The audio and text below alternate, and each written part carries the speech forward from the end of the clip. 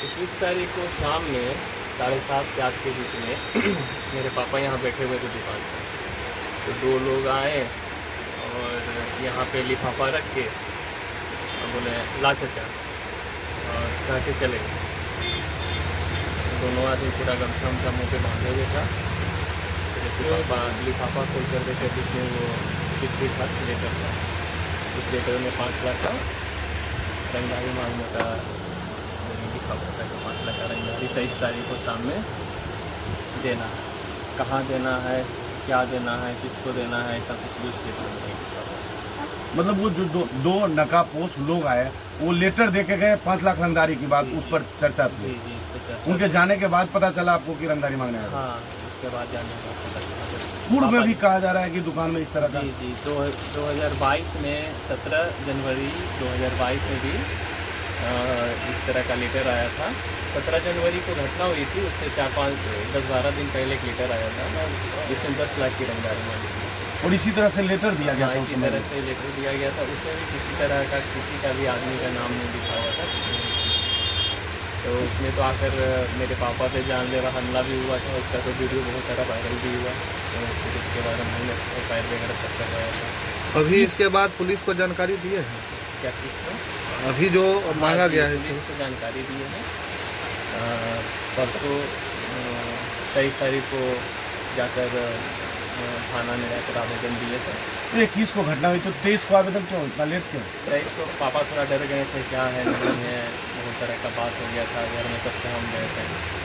तो फिर हमने समझाया कि नहीं, प्रशासन का साथ देना है। पुलिस यहाँ पहुंची है दुकान पे जांच में? हाँ, एक बार जब हम लोग ने आवेदन दिया था उसके बाद पुलिस आए थे, पूछताछ करके गए, समझ के गए।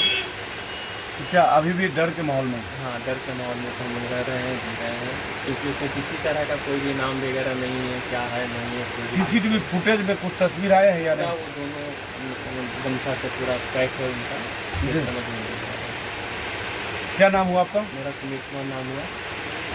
कौन सा दुकान है सर? ये पंचवटी ड्रेस है। आवेदन आपके पिताजी के द्वारा दिया? क्या नाम है पिताजी का? मेरे पिताजी का नाम अवधेश कुमार। ये तो जो भी किया है वो बहुत घोर, मतलब कि इसको जितना निंदा किया जाए कम है।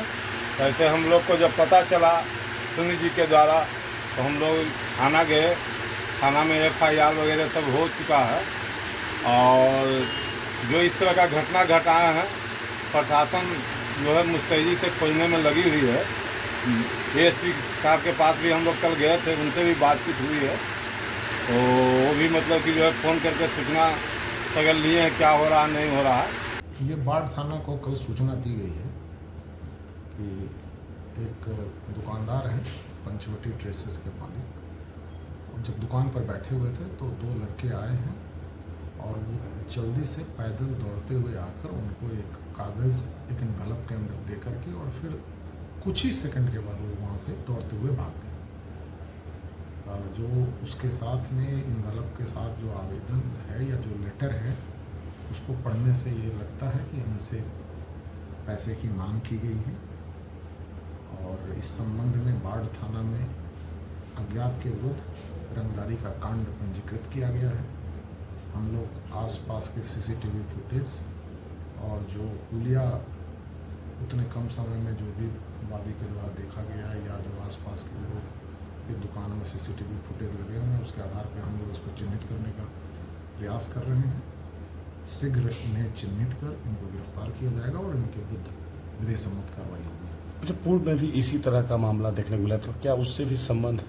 2022 में इनके द्वारा कल पूछताछ के क्रम में बताया गया कि 2022 में भी इनसे इस प्रकार की घटना इनके साथ की गई थी। उस कांड में भी जो अनुसंधान हुआ है उन सब तथ्यों को हम लोग ध्यान में रख करके तत्कालीन जो अनुसंधानकर्ता थे उनसे भी संपर्क किया गया है और जो भी साक्ष्य हम लोगों के सामने आएगा उसके आधार पर हम लोग आगे कार्रवाई करेंगे।